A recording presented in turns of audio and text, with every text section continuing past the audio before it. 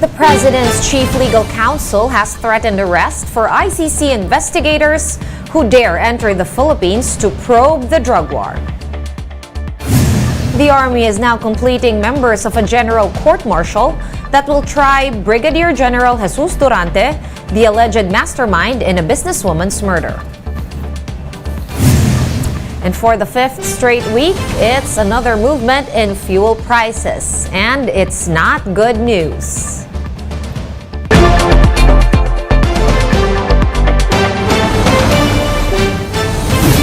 Fast, focused, and fearless. Here's a roundup of stories we're watching now. I'm Sean Yao. Presidential Chief Legal Counsel Juan Ponce Enrile is threatening to have members of the International Criminal Court arrested if they enter the Philippines and investigate the war on drugs.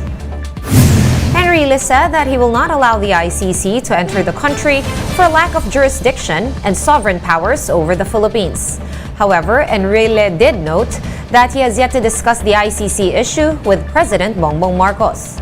The former senator also came to the defense of former President Rodrigo Duterte, one of the main subjects of the ICC probe. I'm telling you, as lawyer of the president, I will not allow, as far as I'm concerned, I will not recognize the jurisdiction of the International Criminal Court of Justice. They have no sovereign power over us.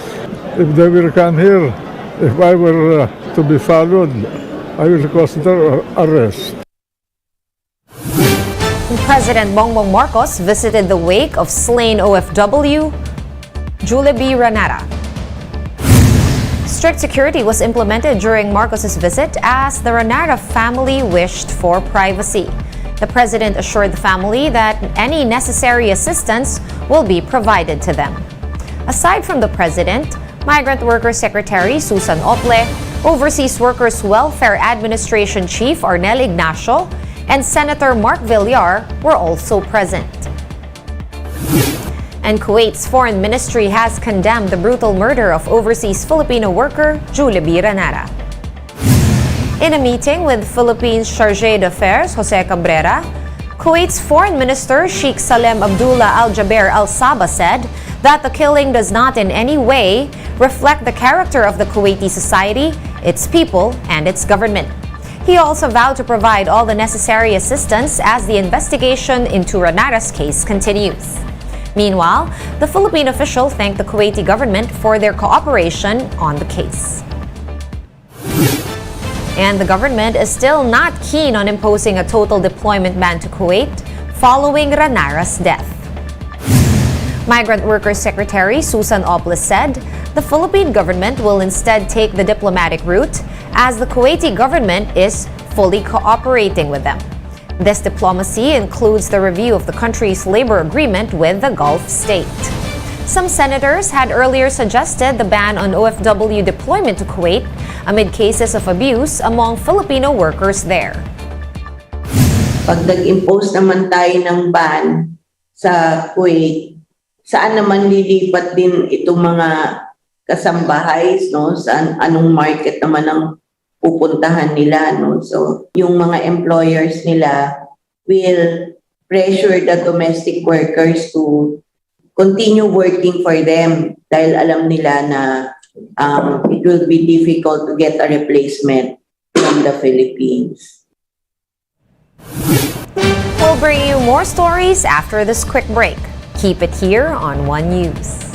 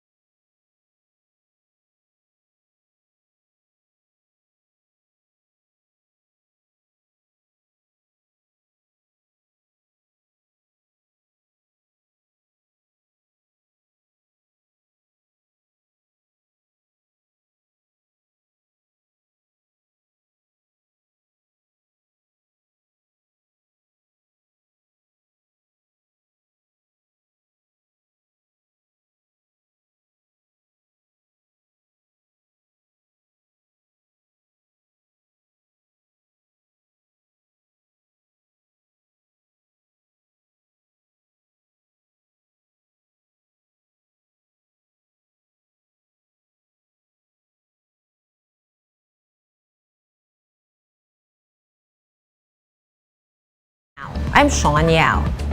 The Philippine Army is forming a general court-martial against Brigadier General Jesus Durante, the alleged mastermind behind the murder of businesswoman and model Yvonette Chua Plaza.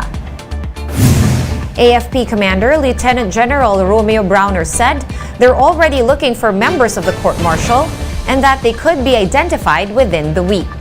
Aside from Durante, the military body will also try his alleged accomplices. However, Browner clarified that no charges have been filed just yet against Durante and his co-accused. And listen up, motorists, another oil price hike is in effect starting tomorrow. All companies have announced a 1 peso and 30 centavo per liter increase in gasoline prices. Diesel will be more expensive by 1 peso, while kerosene prices will be going up by 1 peso and 35 centavos a liter.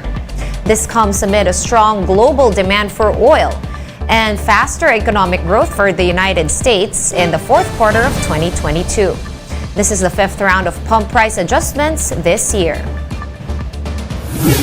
And here's a quick look at today's other top stories.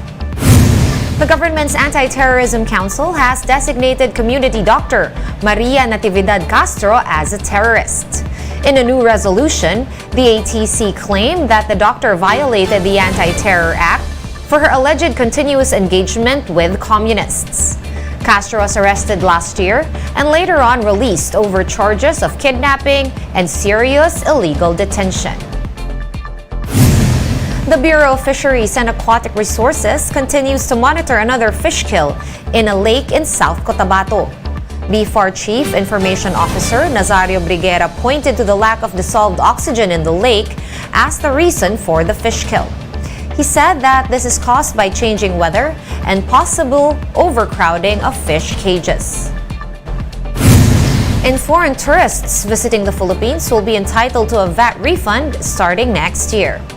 President Bongbong Marcos has approved the tax refund plan to boost visitor arrivals in the country. The chief executive will be issuing an executive order to make the VAT refund official by 2024. For more updates, visit News 5, The Philippine Star, and Business World online. Visit our website, onenews.ph, for more in-depth analysis. You can also catch One News on Signal Play. Register for a free account at www.signalplay.com and stream One News Live anytime, anywhere. I am Sean Yao. We are One News. All sides, all the time.